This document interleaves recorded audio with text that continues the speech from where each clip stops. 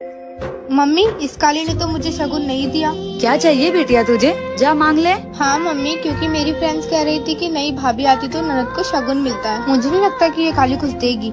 ऐसे कैसे नहीं देगी? चल मैं तेरे साथ चलती हूँ। हाँ। भाभी, मुझे शगुन चाहिए। हाँ बोलिए ना ननन जी, आपको क्या चाहिए? आपकी गले की ये चैन चाहिए। वो ननन जी, ये मेरी माँ का चैन है, इसे मैं कैसे दे सकती हूँ? मेरी बिटिया आज तक जो भी मांगती है हम लोग तुरंत उसको देते हैं। देखो, बहाने मत बनाओ, देना है तो दो, नहीं तो मत दो। क्यों नहीं देगी भला? चल बहू, तुरंत इसे निकाल के दे चैन। जी माँ जी।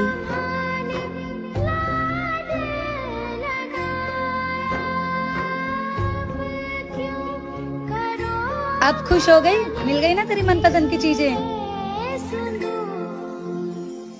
हम तो कह ही रहे थे ये काली दे देगी, बहुत पैसे वाली है। थैंक यू काली। की कीमत क्या जानेगी। सुन बाबू, मेरी बेटी के घर से कुछ रिश्तेदार आने वाले हैं, उनका सारा खाना तुझे बनाना है और खाने में कोई कमी नहीं रहनी चाहिए। क्या हुआ, तू कुछ भूल तो नहीं रही है? तुझे सूंघ गया है?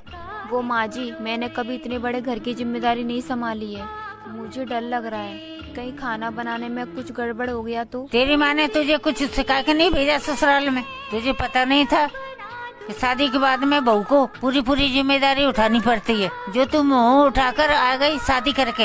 अरे माँ, ये आप क्या बोल रही हो? आपको 20 साल लगे इस गृहस्थी को संभालने में और आप 20-22 साल की लड़की से बोल रही हो पूरे घर की जिम्मेदारी उठाने के लिए। अरे माँ, उसे थोड़ा वक्त तो दो, उसे आए हुए कितने दिन हुए हैं। माँ, भाभी को थोड़ा टाइम तो दो, वो सब कुछ संभाल लेंगी। भाभी, आप बिल्कुल चिंता मत करो, आप जाकर खाना बना लो। ऐसा करती हूँ, मैं भी आपके साथ आती हूँ खाना बनाने के लिए, आपकी मदद करवा देती हूँ। तो चलो, दोनों बनाएंगे। हाँ गौतम, मैं रेडी हो गई, आप जल्दी आ जाना। इस गवार को इतनी अच्छी ड्रेस किसने दी और ये इतना बनठन की जा कहाँ रही है? अभी बताती हूँ इसको। सुनो, ये ड्रेस किसने दी? ये ड्रेस गौतम लाए थे, आज मेरा बर्थडे है ना। अच्छा, अभी इसके रंग में भंग करती हूँ। इस बेड पर किससे पूछ कर बैठी? हटो यहाँ से, तुम्हें पता नहीं ये बेड मुझे दहेज में मिला था। माँ जी। हाँ छोटी बहू, इनसे पूछो मेरे बेड पर किससे पूछ कर बैठी। तेरे माँ बाप ने तुझे दहेज तो दिया नहीं, मेरी छोटी बहू के दहेज पे कब्जा करना चाहती है। छोटी बहू देख कितना दहेज लाई है, एक तू खाली हाथ आई है। बात सुन, तुझे इतने अच्छे कपड़े किसने लाके दिए? ये कपड़े मुझे गौतम ने लाके दिए, आज मेरा बर्थडे है ना, इसलिए तूने मेरे बेटे से शादी की है। तुझे ये कपड़े चाहिए, उतार के दे इसे ये। माँ जी, आप एक बात बताओ, जब आपको ये पसंद नहीं थी तो आप इसे बहू बनाकर क्यों लाई? बेटा, तुझे अब मैं क्या बताऊँ, इसने अपने रंग रूप के जाल में मेरे मासूम बेटे को फंसा लिया। मेरी तो बिल्कुल भी मर्जी नहीं थी। तेरा ससुर और इसका बाप दोनों दोस्त थे, उनकी जिद पर इस गरीब को अपनी बहू बनाकर लेकर साथ दीजिए। हमारी सास कहाँ है? मम्मी जी किचन में खाना बना रही हैं। मम्मी जी, आपकी सहेली आई हुई है। अरे उर्मिला, तू कैसी है? अरे वसुधा, तू खाना बना रही है? आंटी जी, और बताइए, चाय लेंगे या फिर कुछ ठंडा? बहू, मुझे सर्दी हो रखी है, तो जा चाय बना के ले आ। मम्मी जी, जाइए मस्त अदरक डाल करके 2 कप चाय बना करके ले आइए, एक मेरे लिए, एक आंटी जी के लिए। ठीक है, अभी लेके आती हूँ। अरे वसुधा, खाना भी तू बना रही थी और अब चाय भी तू बनाएगी? कस के रखा कर अपनी बहू को, तब जाकर के अकल ठिकाने आएगी। कुछ बोल के तो दिखाए। मेरे पापा ने इनको मुंह मांगा दहेज दिए हैं। दहेज का ऐसा केस ठोकूंगी ना कि पूरी जिंदगी माँ बेटे जेल में चक्की पीसेंगे। उर्मिला, तू चुप हो जा, मैं अभी चाय बना के ले आती हूँ। नहीं तो रहने दे, मैं अब चलती हूँ, मुझे एक जरूरी काम याद आ गया।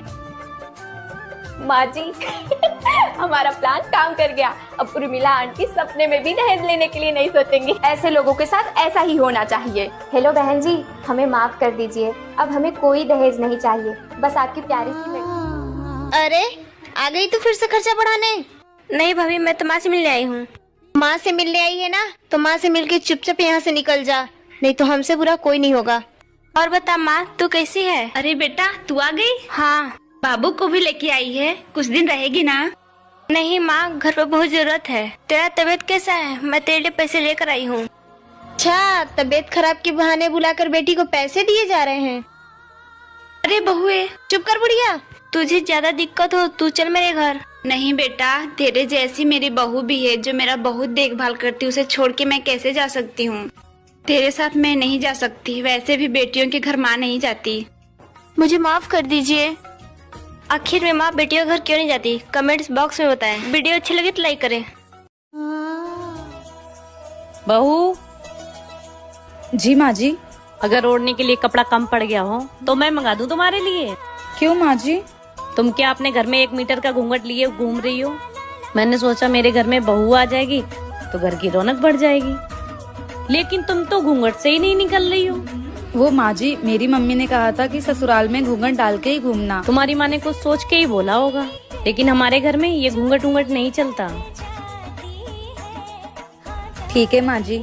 अब मैं चांद जैसी बहू लेके आई हूँ, तो मैं पूरे घर में चमकता हुआ देखना चाहती हूँ। माँ जी, मैंने सोचा था मेरी सास बहुत खड़ूस होगी, पर आप तो मेरी माँ से भी प्यारी हो। चल जा अपना काम कर। भाभी कहाँ है तुम्हारी नई बहू? मन तो नहीं था पर मुंह दिखाई तो करनी थी, इसीलिए चली आई। अरे दीदी आओ ना, बैठो। बहू जरा बाहर आओ बेटा, तुम्हारी बुआ सास आई है। अरे बस बस रहने दे, ले पकड़ तेरी मुंह दिखाई। इसके लिए तो 500 मेरे रिश्तेदार की लड़की आती तो मैं उसे मुंह दिखाई में सोने की चेन दे। मैंने तुमसे बोला था ना, मेरी रिश्तेदारी में एक लड़की है, उससे अपने बेटे की शादी करवा दो। अच्छा तो क्या क्या लेकर आई है? कहाँ रखा है छुपाकर खजाना? दिखाओ जरा।